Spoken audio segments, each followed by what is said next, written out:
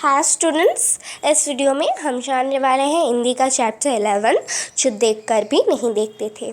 तो चलिए फर्स्ट हम जानते हैं इस कविता के कवि के बारे में। इस कविता के कवि का नाम है हेलन केलर। हेलन केलर एक ऐसा नाम है जो कि अंधारों के बीच में भी रोशनी पैदा कर सकती थी।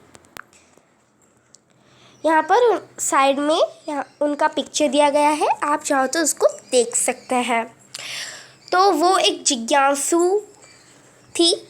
जिज्ञासु का मतलब जिनको कि सब जानने की इच्छा रहती थी, वो सब में आग्रह थे और वो देख नहीं पाते थे और कुछ सुन भी नहीं पाते थे।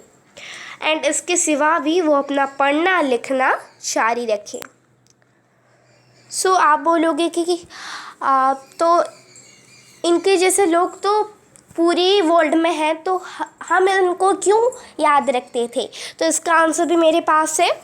उन्होंने ये जो पूरा अर्थ है, पूरे अर्थ को उन्होंने ट्रैवल किया एंड ट्रैवल करके वो देखिए अपने जैसे लोग, तो उनके जैसे लोग कितने थे।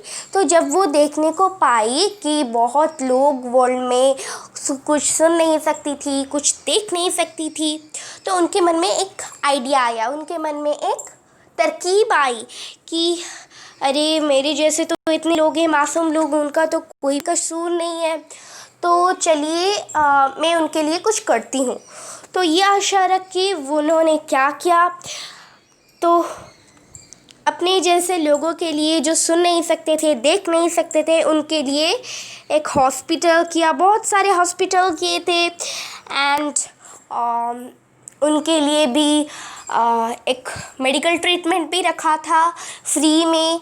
एंड वो उनकी जो पाठ पढ़ने के लिए, शिक्षा की तरफ आगे बढ़ने के लिए वो बहुत सारे उनके लिए स्कूल भी की थी। तो चलिए हम यहाँ चैप्टर पे जाते हैं।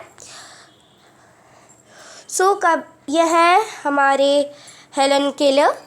तो कभी कभी उनको ये लगता था कि भाई मैं तो अंधी हूँ, कुछ सुन नहीं सकती, तो मैं चलो इस बात को जानती हूँ, मैं कुछ देख नहीं सकती। तो जिन्होंने भी देखा है वर्ल्ड को, जिन्होंने भी पूरे वर्ल्ड को देखा है, जिनके पास उनके खुद का आई है, तो वो क्या क्या देखते हैं चलिए हम जानते हैं।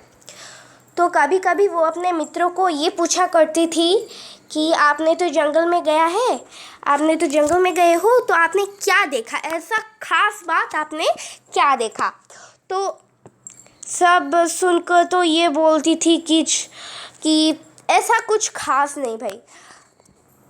तो वो ये बात सुन के कुछ हड़बड़ाती नहीं थी, क्योंकि वो सबको पूछती थी और सबका आंसर यही आता था। तो उन्होंने अपने मन ही मन सोचा कि